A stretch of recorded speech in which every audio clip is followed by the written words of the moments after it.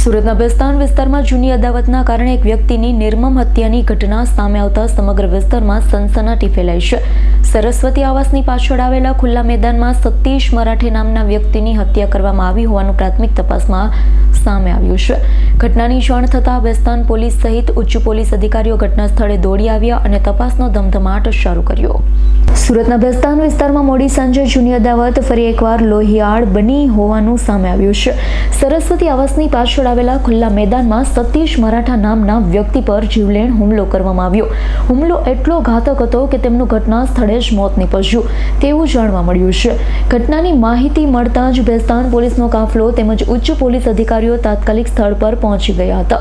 સમગ્ર વિસ્તારને કોર્ડન કરી ફોરેન્સિક પુરાવા એકત્રિત કરવાની કામગીરી શરૂ કરવામાં આવી હતી.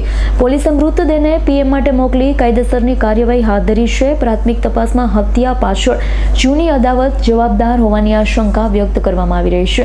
જોકે હત્યા કયા કારણસર કરવામાં આવી, કેટલા હુમલાખોરો હતા, આરોપીઓ કોણ છે તે અંગે પોલીસ હજુ સુધી કોઈ સત્તાવાર માહિતી જાહેર કરી નથી. હાલ બેસ્તાન પોલીસ વિવિધ દિશામાં તપાસ ચલાવી રહી છે. આસપાસના સીસીટીવી ફૂટેજ, સ્થાનિક લોકોના નિવેદન તેમજ અન્ય ટેકનિકલ પુરાવાના આધારે આરોપીઓ સુધી પહોંચવા પ્રયાસ કરવામાં આવી રહ્યા છે. પોલીસ તપાસ પૂર્ણ થયા બાદ જ સમગ્ર હત્યાકાંડનું સાચું કારણ અને ઘટનાક્રમ સ્પષ્ટ થશે. કોની હત્યા થઈ છે અને શા માટે? સતીશ નામના શખ્સની હત્યા થયેલી છે. અત્યારે અમે સ્થળ ઉપર છે અને કયા કારણોથી થઈ છે એની તપાસ અત્યારે ચાલી રહી છે અને પોલીસ ટૂંક જ સમયમાં ત્વરિત રીતે જે આરોપીઓ છે હસ્તગત કરી લેશે. વિસ્તાર કયો છે અને શું થયું? આ બેસ્તાન પોલીસ સ્ટેશનનો વિસ્તાર છે. અહીંયા આગળ જે અત્યારે અમને જે જાણવા મળ્યું છે કે આની હત્યા કોઈ અંગત અદાવતને કારણે થઈ છે, શું છે એ બાબતે અમે પોલીસ મહેનત કરી રહી છે. સાહેબ, શું માર્યું હતું અને કેટલા આરોપી હતા? તીક્ષ્ણ હથિયાર હતા. પ્રથમ દ્રષ્ટિએ જોતા 5 થી 6 લોકો હોય એમ લાગે છે. છતાં પણ તપાસ ચાલુ છે.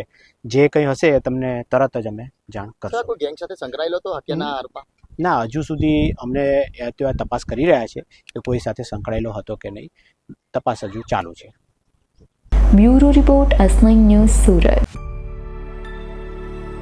અમારી તમામ માહિતીથી અપડેટ રહેવા માટે જોડાયેલા રહો S9 ન્યૂઝ સાથે.